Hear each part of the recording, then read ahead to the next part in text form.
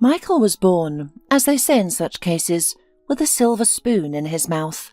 His father, Ben Becker, was one of the most influential businessmen in the region. He had made his fortune 20 years ago and strengthened his position with every passing year. He had 2 children, a son named Michael and a daughter named Dana. Dana was 5 years older than Michael. The children lost their mother at a very young age. She died of cancer when Dana was 7 and Michael was just 2. Michael barely remembered his mother.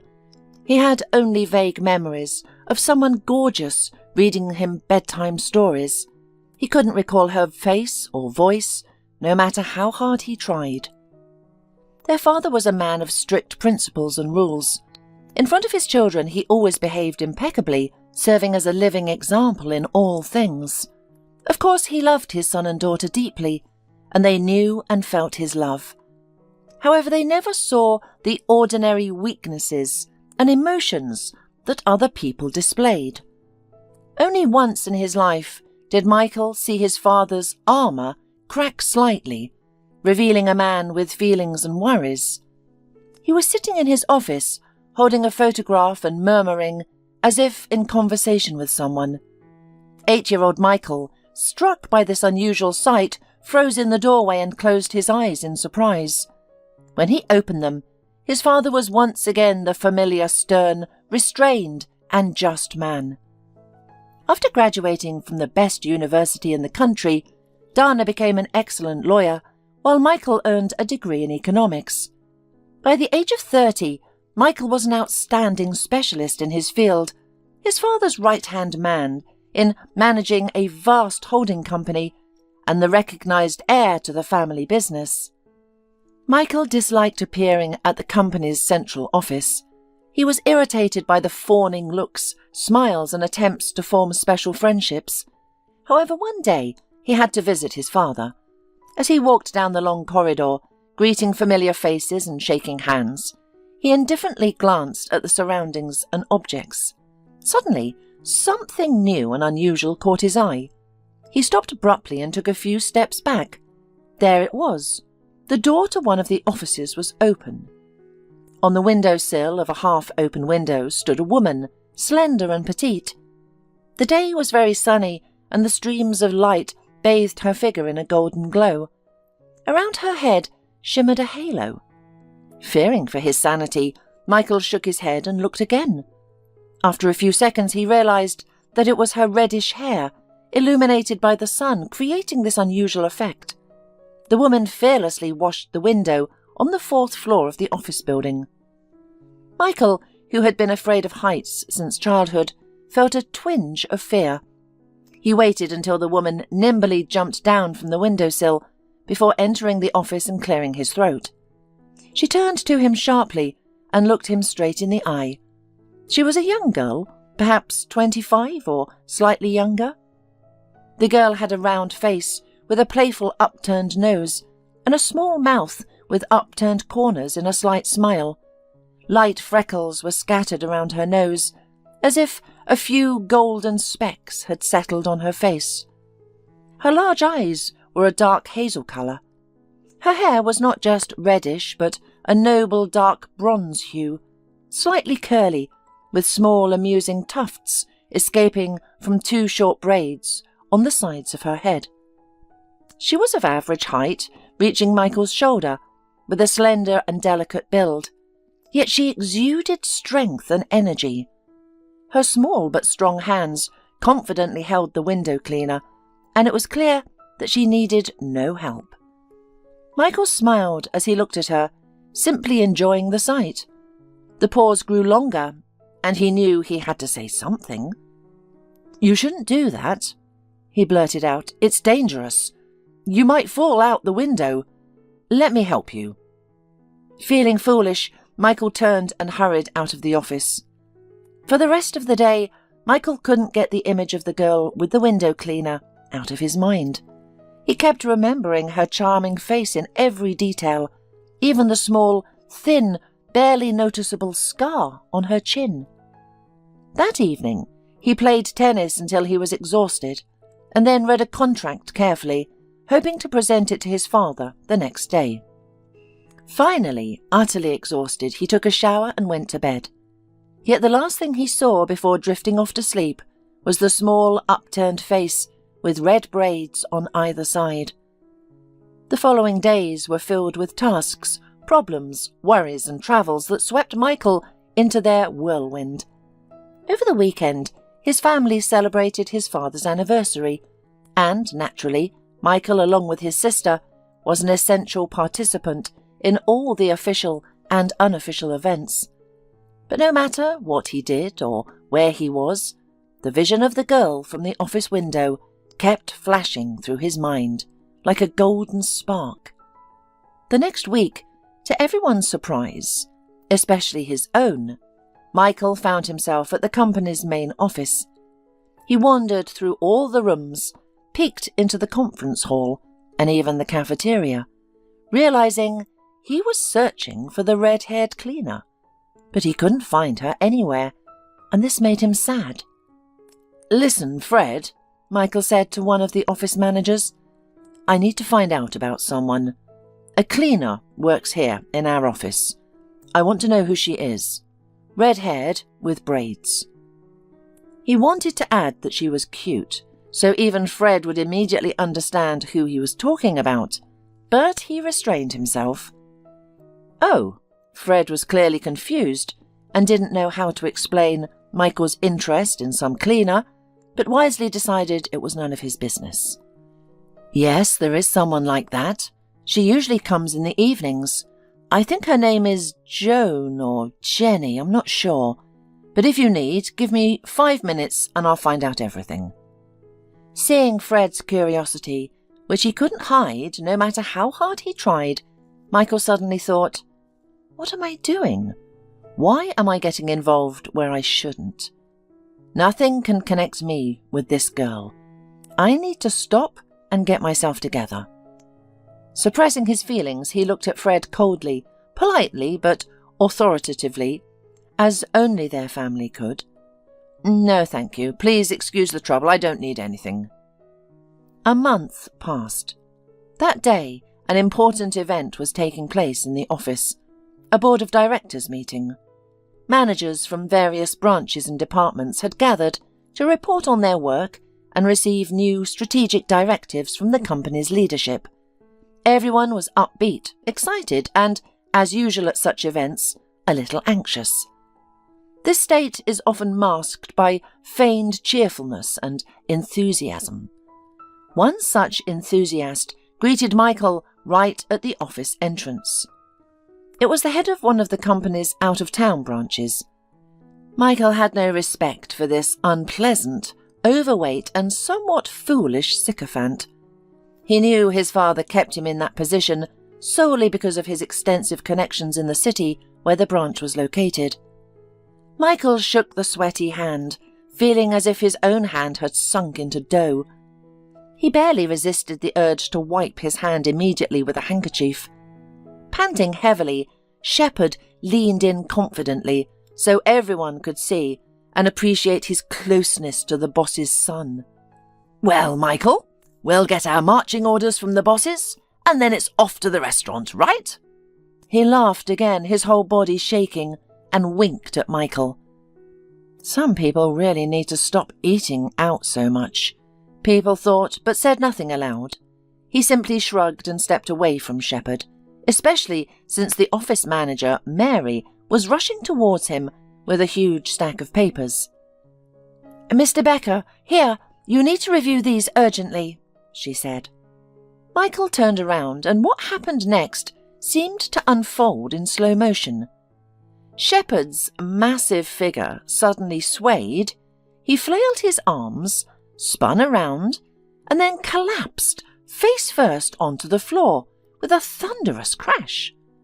The bustling office, filled with conversations, laughter, greetings and phone calls, fell silent instantly.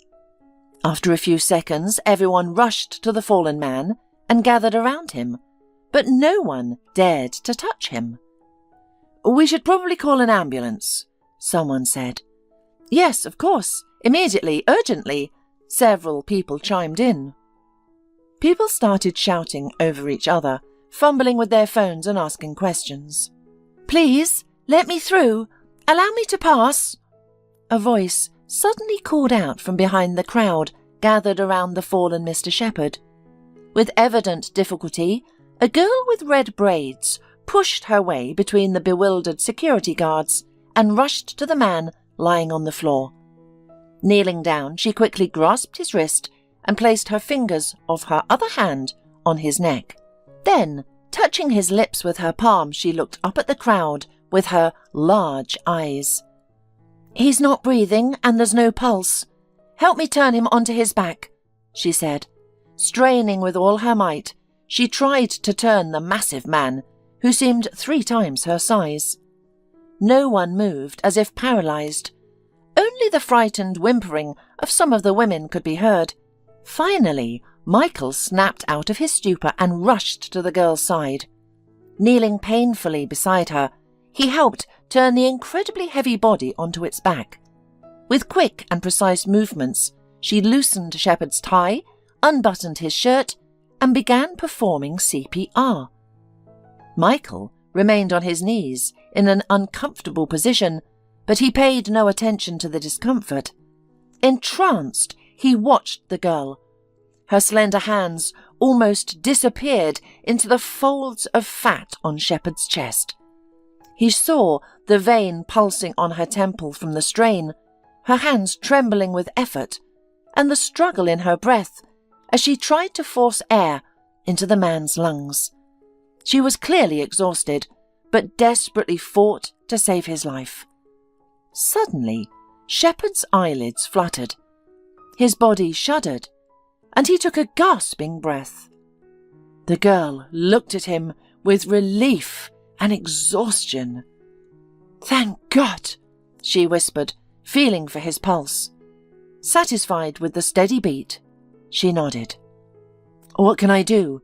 How can I help?" Michael asked, eager to be of use. "Is there something I can do to make this easier for you?" He cursed himself for not knowing her name. She looked at Michael as if noticing him for the first time. "Open the window, he needs fresh air," she said, taking a deep breath herself. Michael jumped up and rushed to the window, nearly breaking the handle as he flung it open. He turned back to see the crowd around Shepherd beginning to stir and murmur, now that the immediate danger had passed. A few minutes later, a paramedic entered the office. After examining the man and listening to the girl's report, he called for a stretcher. Soon, the only remnants of the incident were a slight buzz of excitement and hushed conversations. Everyone seemed relieved and proud, as if they had each personally performed a heroic deed. The real heroine, however, sat calmly on the floor, ignoring everyone as she breathed in the fresh autumn air. With evident effort, she stood up and jumped lightly in place to restore circulation to her legs. You're amazing. How did you know what to do?" he asked. "Well, I am a certified nurse," she replied with a smile. "It would be strange if I didn't know first aid." "A nurse? Then why? Why are you here?" Michael stammered. "Cleaning floors?" she finished for him. "What's wrong with that? The pay here is excellent, and the hours are convenient. I work 3 evening shifts a week at the hospital." "The hospital? Which hospital?" Michael asked, raising his eyebrows. "The one where I work as a nurse. I moonlight here because I need the money," she explained, a hint of apology in her voice. "Michael?" His father's voice boomed across the office, effortlessly rising above the noise. "Come here, it's time to start. I need you." The girl glanced nervously at the door and took a few quick steps toward the exit. "Wait, please," Michael called, catching up to her and slightly touching her arm. "What's your name?" "Joan," she replied with a smile. "Thank you, Joan," Michael said, looking at her with admiration. "We will definitely see each other again." He called over his shoulder as he hurried to his father, who was waiting impatiently across the office, Looking back a moment later, he saw that the slender figure with the playful red braids had disappeared, and Michael suddenly felt lonely. The next day, Michael sat at his computer in his office, doing nothing. His mood was inexplicable, a mix of apathy and fatigue. The workday had ended an hour ago, and almost everyone had left. Only the sounds of a few die-hard workaholics could be heard from some of the offices. Michael sat with his chair tilted back, rocking gently, a habit that had broken more than one office chair over the years. He closed his eyes, leaning back until the chair creaked ominously. What was wrong with him? The door to his office opened, and through his lashes, he saw a slim figure with short braids standing in the doorway. "Oh, hello, I'm sorry, I didn't know you were still here," a voice said. "Wait, Joan, don't go," Michael said, jumping up from his chair and knocking over a trinket on his desk. The girl struggled to keep from laughing as she watched him. "Come in, please," he said, trying to regain his composure. She entered the office, her eyes sparkling with amusement. There was something uniquely joyful about her, and Michael found himself captivated once again. Michael finally rose from his ridiculous chair and approached the cleaner, looking her in the face. "I'm bothering you, aren't I? I'll leave now, but please promise to grant me one request." He folded his hands in a comical, pleading gesture. "If you don't, I'll follow you all evenings and disturb your work." She looked at him in astonishment, and even set the bucket of water she had just lifted back down on the floor. "Agree to have dinner with me tonight, okay?" Michael was already mentally planning where he could take her to talk quietly without running into anyone who might spread gossip around town the next day. So Joan's response came as a surprise. "No, I'm sorry, I can't. I have other plans for tonight." Michael felt as if he had been doused with cold water. "But why, Joan?" He suddenly realized that getting her to agree to spend the evening with him was the most important thing in his life. "I'm just inviting you to a cafe with good intentions, don't get me wrong. Or is it because I'm the boss's son?" Joan looked at him steadily and resolutely. "No, it's not because of that. Although that is important. But it's not the main reason. I just can't. I have things to do. I'm sorry, Mr. Becker, but if you don't mind, I need to finish cleaning here quickly. I have very little time." Joan was already busy with her mop, and Michael stood in the middle of his office staring at her foolishly. What stung him the most was not the refusal, but the fact that she called him Mr. Becker, as if erecting a barrier between them. A few days later, Shepherd showed up at the office toward the end of the workday. He had been discharged from the hospital and was making the rounds, gleefully accepting congratulations on his recovery. Finally, he settled at one of the tables in a large common area and began an impromptu press conference. "Well, I sure gave you all a scare, didn't I?" He laughed loudly. "But don't worry, I'm not that easy to take down. You office weaklings drop at the slightest thing, but I'm made of tougher stuff. Anyway, we should celebrate this, what do you say?" Almost everyone still had fresh, frightening memories of this very man, supposedly tough, collapsing and lying lifeless on the floor. And he probably would have been in a grave for several days now, if not for a lucky coincidence. But everyone remained silent, out of a delicacy, others out of indifference. But Michael, who had just emerged from his office and was standing in the doorway, did not remain silent. "Maybe that's enough, tough guy," he said sharply and loudly. "And maybe you should ease up on the celebrations. Take better care of your health, because next time there might not be an angel nearby to save you. By the way, don't you want to know who saved you? Who pulled you back from the grave?"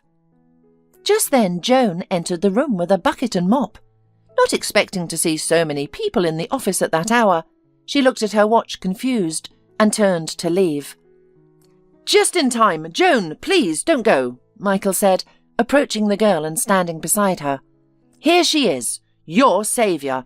You owe your life to her, so at least say thank you." Shepherd, squinting nearsightedly and not bothering to lift his bulk from the table, chuckled. "Oh, it's easy enough to thank someone like her." He reached into his pocket, pulled out his wallet, took out a few bills, and tossed them onto the table. "Here, take this as a token of my gratitude." Joan stood with her head held high, her large brown eyes glistening with tears. In complete silence, she turned and left the room. Michael approached the table where Mr. Shepherd sat. With one swift motion, he gathered the bills into his fist and threw them in the man's smug face. "Get out of here!" he hissed. He found Joan in a small storeroom where cleaning supplies were kept. She sat on an overturned bucket, staring blankly. She wasn't crying or hysterical, nor did she blame anyone. She was just silently enduring yet another deep and cruel insult in her life, adding another scar to her heart.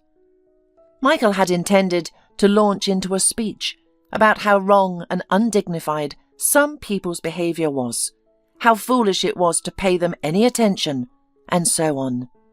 Instead, he took another bucket, turned it over, and sat down next to her.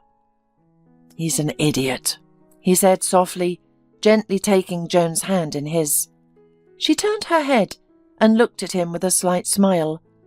"And so am I," Michael added for some reason. "Let's go. It's evening and it's getting late. I hate evenings." "And I love evenings. And I hate mornings," Joan suddenly replied, covering his hands with hers. Michael and Joan found themselves at a small Italian restaurant where Michael believed the best lasagna in town was served. However, Joan seemed indifferent to the charm of the place. She confessed that while the food was delicious, she didn't enjoy dining in such establishments, preferring the open air and freedom of the countryside. "I don't want to seem ungrateful, Michael," Joan said, shrugging non-committedly. "It's beautiful here and the food is excellent, but I'm not fond of places like this. I prefer the countryside, where I can stretch my arms, take a deep breath, and feel like a bird."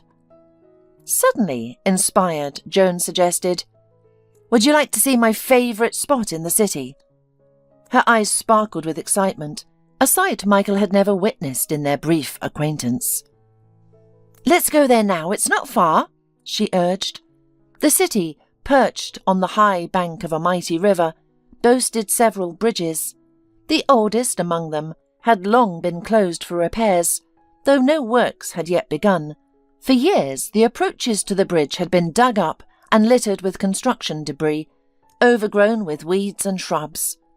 It was to this spot that Michael drove, following Joan's directions. "Here it is," Joan declared triumphantly, gesturing toward the barely visible bridge in the gathering dusk. "Come on!" She opened the door and hopped out of the car. Michael was less than thrilled at the prospect of venturing onto a dilapidated bridge in the dark, risking life and limb. "Joan, wait!" he called out, trying to stop her. "Wait for me!" "Just watch your step!" her voice echoed from ahead. "Come on, hurry up!" Left with no choice, Michael switched on his phone's flashlight and followed Joan, cursing the romantic whims of certain red-haired individuals. He cautiously picked his way along the faint path, guided by the bobbing light ahead. A narrow pedestrian walkway ran along the edge of the bridge. Michael stopped abruptly, his lifelong fear of heights gripping him. Even when driving across bridges, he would squint and stare straight ahead, eager to get past the chasm beneath as quickly as possible. Now, a mere 2-metre-wide strip of metal lay before him, with rickety railings separating him from the vast, dark void to his left. His palms grew damp, and his heart raced. "Michael, where are you? Come here quickly!" Joan's voice beckoned from ahead. Michael squeezed his eyes shut and forced himself to take a step forward. Joan stood about 50 metres from the bridge's entrance, her face radiant with enormous shining eyes, arms outstretched. "Just look!" she exclaimed. Michael mustered all his willpower and turned to face the direction Joan indicated. Before them lay a sea of lights framing the dark, shimmering river. The evening air was cool and refreshing.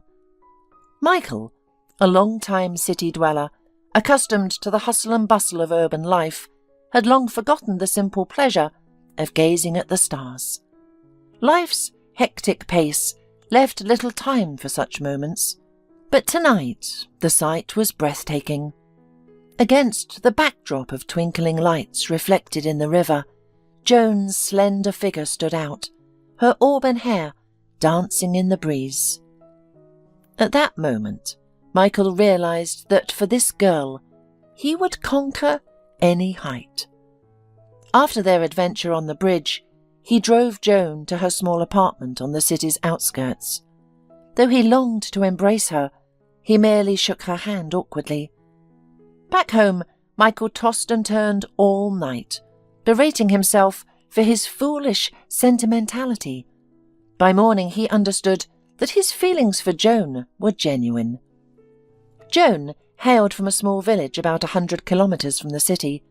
Her mother, Kathleen, was a cheerful and reckless village girl, known for her gleeful laughter that often erupted without cause. As a saleswoman in the village store, she was a familiar sight to everyone in the community, and to those who passed through, whether by chance or on business. The identity of Joan's father remained shrouded in mystery, perhaps even to Kathleen herself. It could have been one of the locals, or maybe one of the workers who had come to build the new school. The local gossips naturally attempted to unravel the mystery and determine the paternity, but their efforts yielded no clear or unanimous conclusion. From her earliest days, Joan was in the care of her grandmother, who lived in her separate house. Kathleen, after the birth of her daughter, returned to her carefree lifestyle. Fortunately, the little one had a loving granny nearby, who cherished her and took on all the responsibilities of her care. The grandmother became a real mother to Joan, though she would often shake her head sadly when looking at her wayward daughter. Joan grew up cheerful and curious, like all healthy children. Her grandmother called her Sunshine, not just out of love. With her red curls framing her face, Joan truly resembled the sun, as children draw it in their pictures. When Joan turned 10, Kathleen found herself pregnant again. This time, the father was known to all, though the grandmother would grumble that it would have been better if no one had ever seen him. Frank was the village mailman, delivering the few letters, notices and newspapers to several surrounding villages and hamlets. For many years, his faithful steed had transported him, often dutifully bringing the inebriated master home when Frank had overindulged in spirits while on duty. Frank was rarely seen without the influence of these drinks, and his life was largely spent in a state of inebriation. Nevertheless, Kathleen considered such a beau as very suitable. With a difference of 3 years, Kathleen and Frank had a girl and a boy, so Joan had a sister Meg and a brother Todd.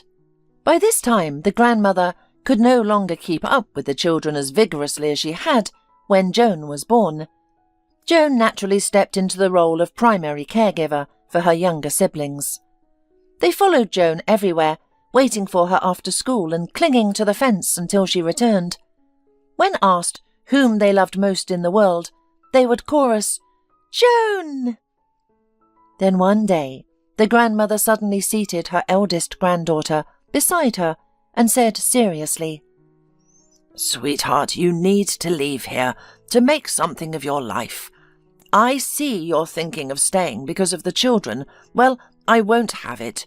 You go away from here, study, get a profession.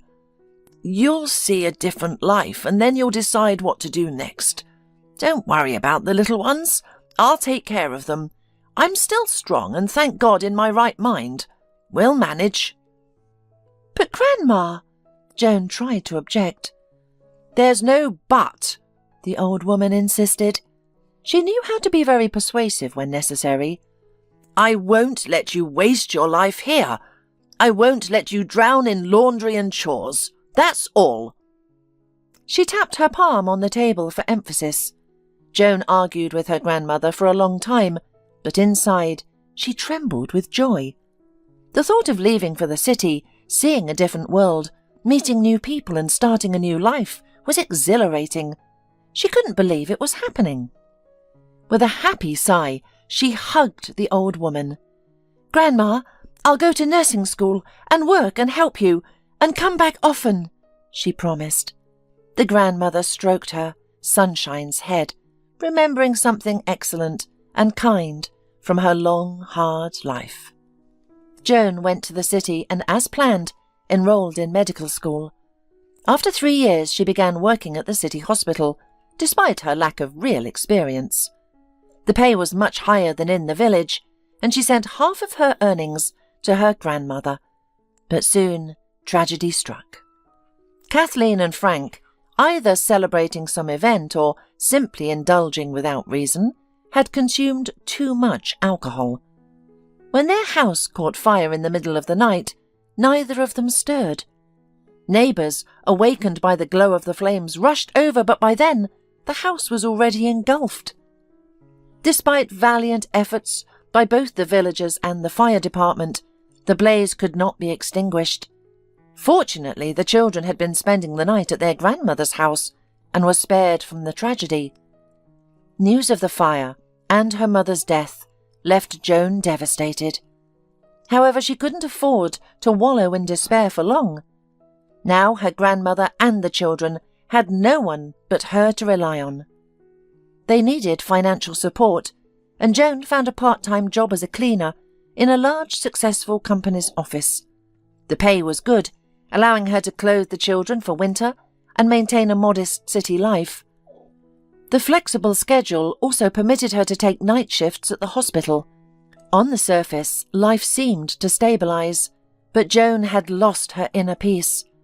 She encountered a handsome man with an attentive gaze and an easy smile, reminiscent of the hero from her girlish dreams.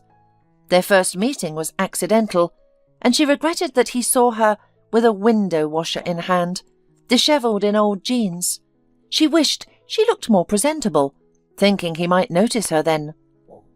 It seemed he showed no interest, and when she learned he was the company's owner's son, she ridiculed her own dreams.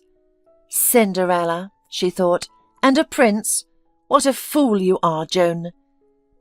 And now they shared a magical evening at a restaurant and on a bridge illuminated by the city lights, feeling alone but content with only each other in the universe. The next day Michael could hardly focus, eagerly awaiting her arrival at his office. The door opened and Joan entered. Michael, who had been perched on the windowsill, quickly jumped down and stood awkwardly, unsure of how to greet her. Should he embrace her, take the mop from her hands, or wait for her to make the first move? "Good evening, Mr. Becker," Joan said calmly. "Are you still working? Should I come back later?" Michael stared at her bewildered. Why was she addressing him so formally, using his patronymic? Why was she asking when to return if he never wanted her to leave again? "Hello," Michael finally managed to say. "Joan, why are you talking like this?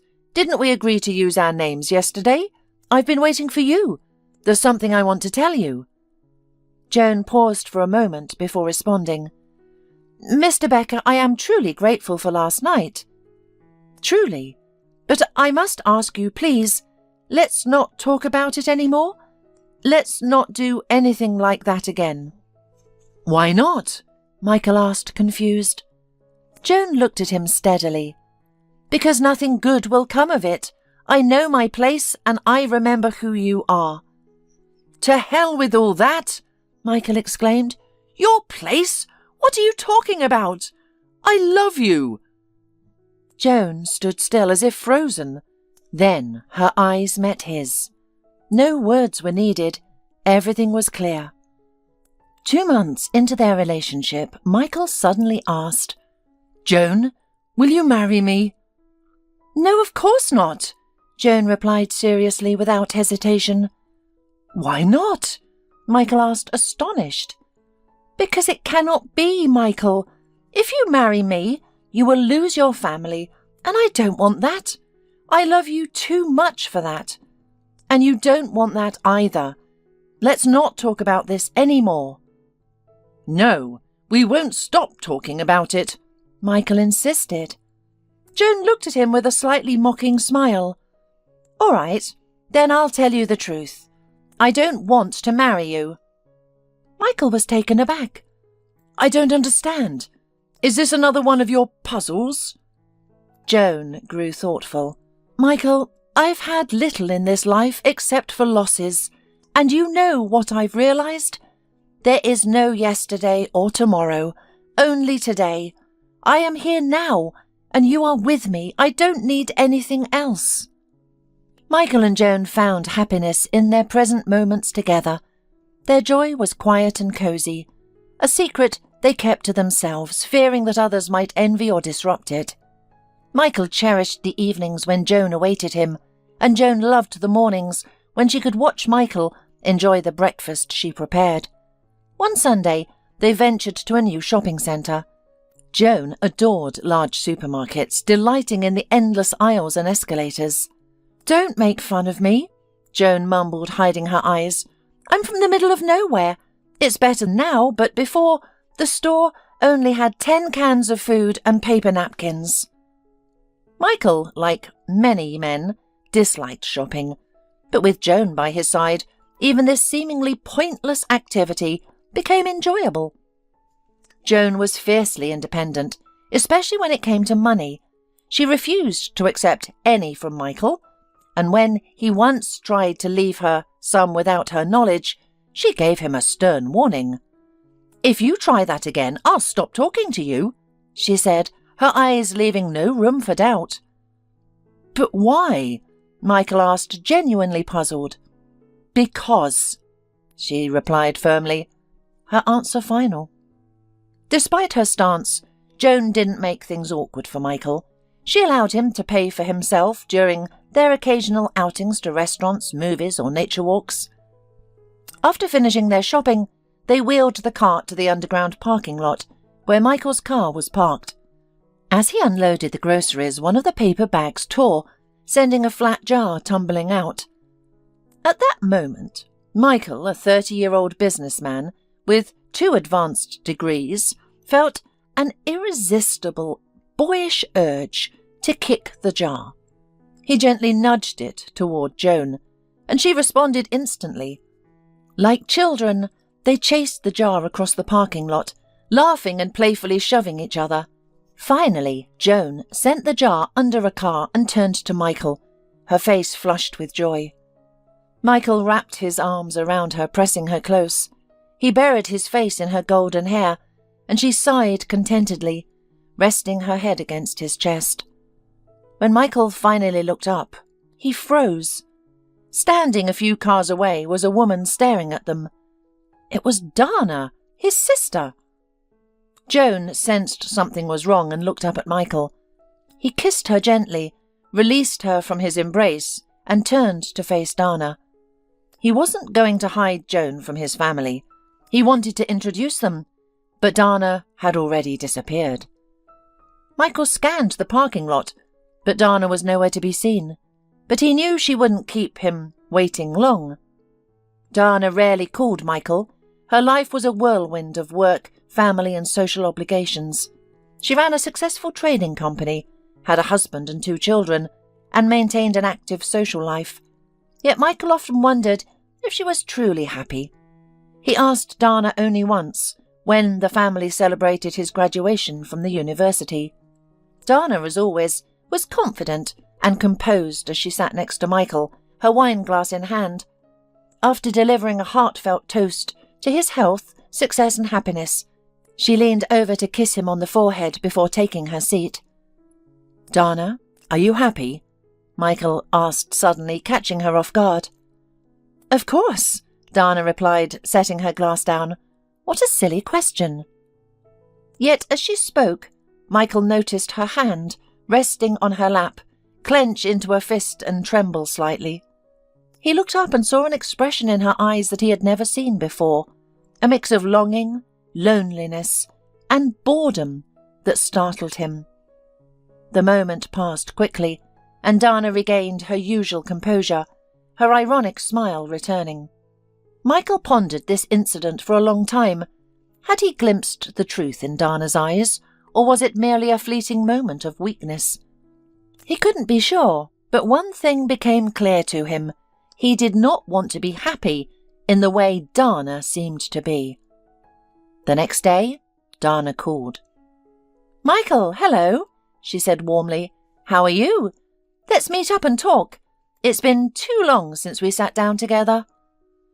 Michael knew exactly what Dana wanted to discuss. Joan. They agreed to meet in a small park near the company office, both aware of the conversation that lay ahead. Dana, as always, exuded confidence and elegance as she sat down beside Michael on the bench. He couldn't help but notice her beauty, though he felt she lacked the softness and tenderness he so admired in Joan. Dana wasted no time with pleasantries, diving straight into the heart of the matter. "Michael, I saw you with a woman yesterday," she began, her tone resolute.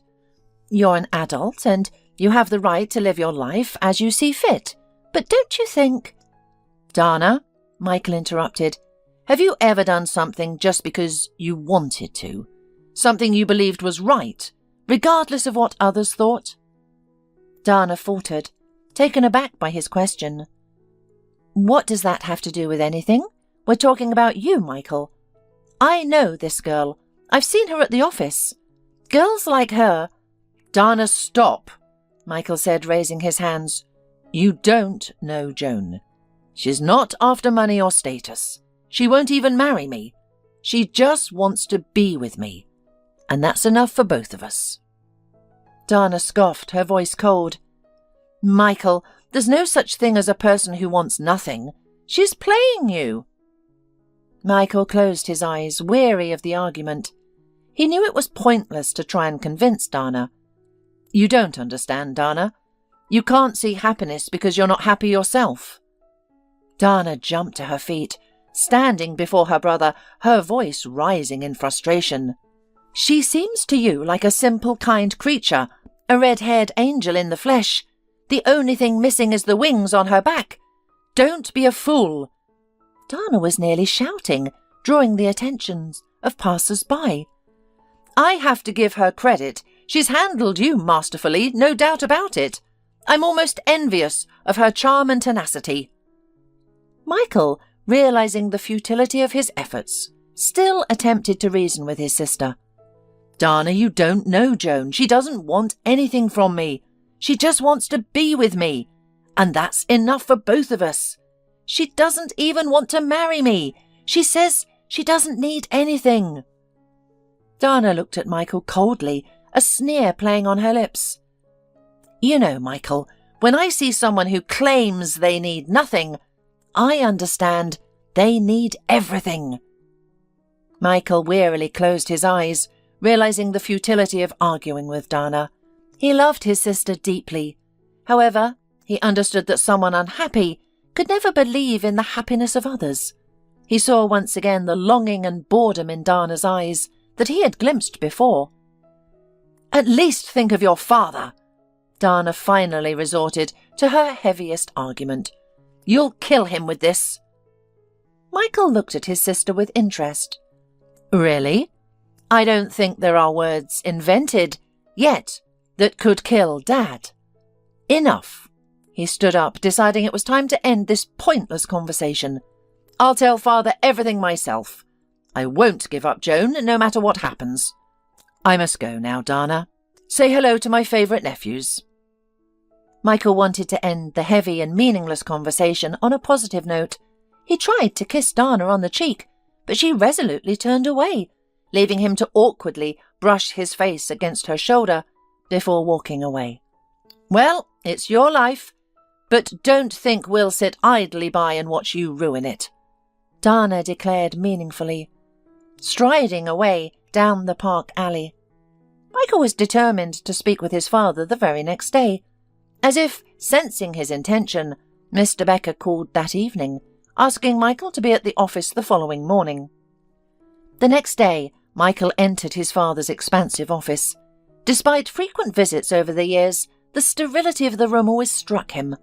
The office reflected perfectly his father's character, strong, authoritative, and incredibly intelligent, with an uncanny intuition and iron grip. Mr. Becker achieved his goals without ever needing to raise his voice or lose his composure. People naturally did as he wished, almost always. But Michael, entering the office that day, was prepared to defy his father's will. He was determined not to leave until everything was resolved. His father greeted him in the middle of the room, shaking his hand and then unusually embracing him. This unexpected gesture made it even harder for Michael to begin the difficult conversation, but he knew it was necessary. "Father, I need to talk to you very seriously," Michael began.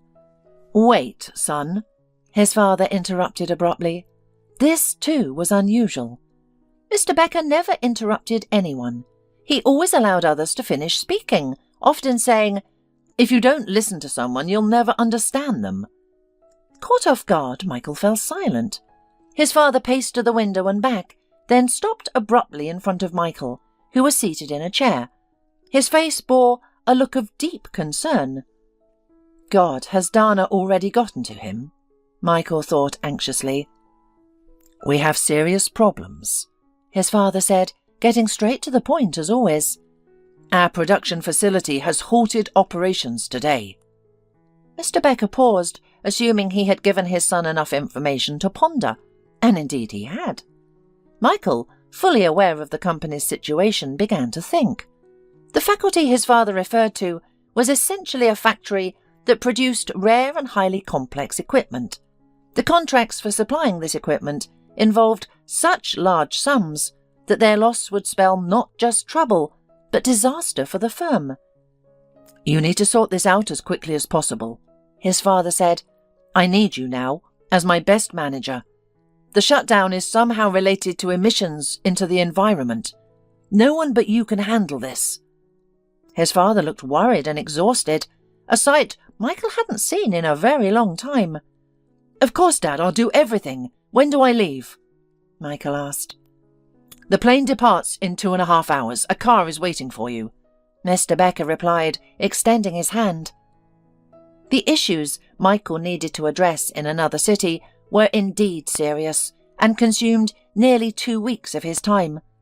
He called Joan every day, and their conversations brought him a sense of lightness and joy. He never imagined that simple, seemingly insignificant words could mean so much. They would greet each other cheerfully, ask about the weather and each other's health, and discuss their days, though in reality they just wanted to hear each other's voices. "Are you waiting for me?" Michael would ask. "Of course I'm waiting," Joan would reply. This routine continued for several days, until Joan's phone fell silent. Initially, Michael wasn't overly concerned.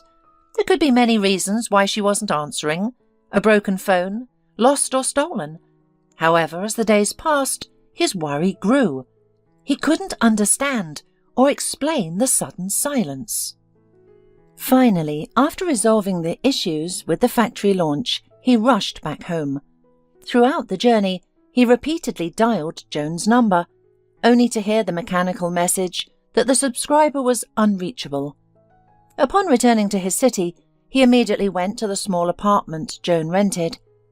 Despite their relationship, Michael had never managed to convince her to move in with him. She stubbornly clung to her independence.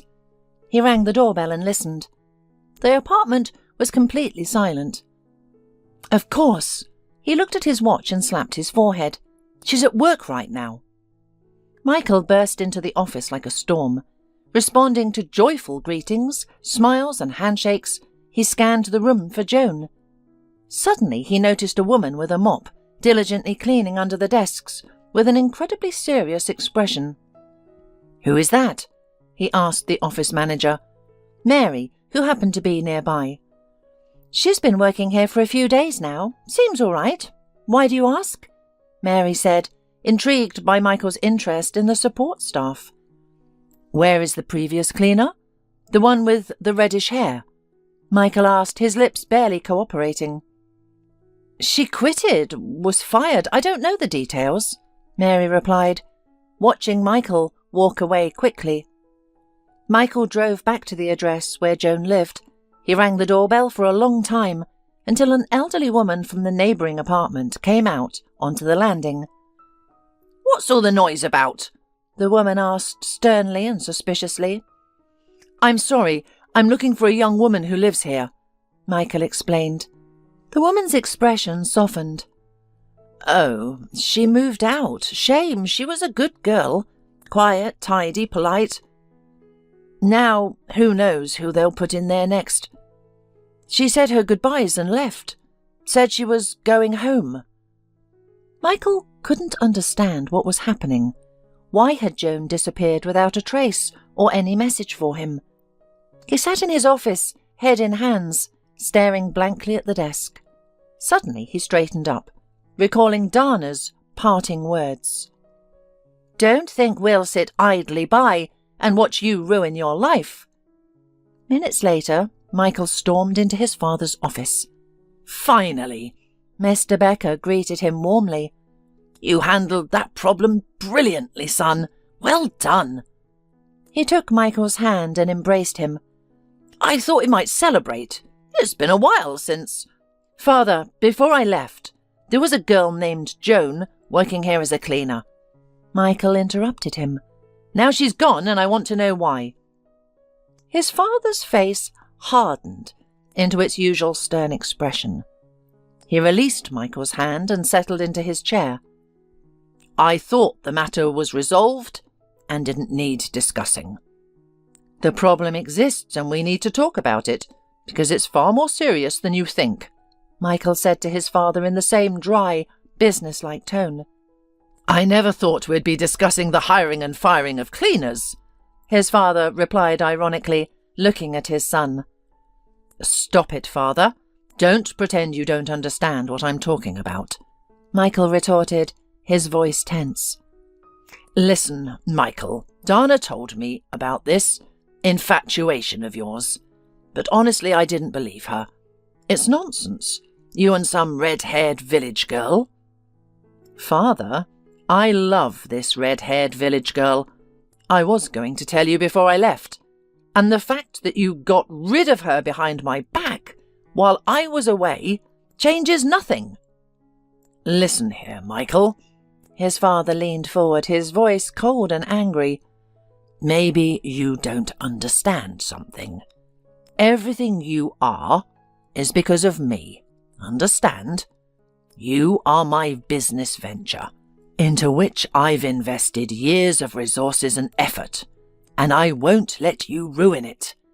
If you choose to be with some penniless village girl, fine. But know this, you won't have a penny. I'll block all your cards. You won't even be able to use your car. I'll make you crawl back on your knees. Mr. Becker, usually so restrained and polite, was nearly hysterical, shouting his last words. Michael looked at his father with bitterness and regret, then turned and walked away. As he reached the door, Michael turned back to his father. You know, Dad, it's interesting to hear that I'm some kind of long-term investment. I always thought I was your son, first and foremost. Michael fortunately knew the name of the village where Joan was born. His arrival caused quite a stir in the small village. His appearance and questions drew attention, but he eventually found the address of Joan's grandmother's house. With his heart pounding, he opened the heavy door and stepped inside. Joan stood in the middle of the room, speechless and shocked. They looked at each other, neither knowing what to say. The silence was broken by the grandmother's unexpected remark. Not bad, quite handsome. Well, come in. No need to stand there like a statue. Now, I'm finally your equal, Michael said to Joan. No money, no business. Now will you marry me? Joan laughed. And why would I need you now? You have no bank accounts, no apartment, no job, she teased. Besides, I have plenty of suitors here with better homes and cars." "Well, don't count me out just yet," Michael replied. "I've almost secured a job. I'm going to build a feed mill here." "Then all right, Michael," Joan said, placing her hand over his mouth to quiet him. "I can be at peace now. For you, for myself, and for the child." "What child?" Michael asked, puzzled, staring at Joan. "Our child," she replied. Michael had found contractors and investors and was indeed building a small feed mill a short distance from the village. Joan spent most of her time at home with their son, Benny. "Wait, Joan," Michael would say, his eyes shining with excitement. "Once we make some money, I'll build us a big house, just like in the best neighborhood in the city." Michael, like a boy with a new toy, rejoiced in each of his ideas and believed in them passionately. "Listen, Michael," Joan would say, hating herself for these moments of doubt. "I understand. We have a home, the business, plans. But you're used to an entirely different life. Are you happy here in the village, with just me and Benny, and nothing else matters?" Michael would gently but firmly stop Joan and kiss her. She would smile happily at her Prince Charming. After all, the fairy tale of Cinderella had come true. Another year passed. Next to the old grandmother's house, construction began on a new home with an unprecedented scale for the area. On a warm May evening, a large, powerful SUV slowly approached their house. It stopped a short distance from the old gate and remained motionless for some time. No one got out. The occupant seemed unsure of what to do next. Finally, the door opened, and a tall, grey-haired man with a stern, determined face stepped out. The figure exuded an unshakable confidence and strength. The man glanced back and strode toward the gate. Only a few steps remained, and he reached out to open it when a voice called from behind. "Hello, father." Michael stood behind, gazing at his father. The following evening, before leaving, Mr. Becker stepped outside with his son. "Michael, I want to ask you something," the father said. "Come back, won't you? I feel terrible without you. I'll be waiting for you, Joan and little Benny." The thought of his grandson softened the stern features of the old businessman into a happy smile. "Father, you're a man of business. You should understand that I have responsibilities here. I can't just leave everything. And honestly, I enjoy living here. We enjoy it. Life here is genuine and honest, you see?" The old man looked long into his son's eyes. "I understand," he said, turning to walk to his car. Suddenly he stopped, turned back and approached his son once more. "Listen, Michael," he began, finding it difficult to speak. "I must confess something to you. I offered Joan money back then to make her leave you. I told her you would choose money and business over her. She looked at me with such disdain. I'll never forgive myself for that. Never. She forgave you long ago, father, and so have I. I love you."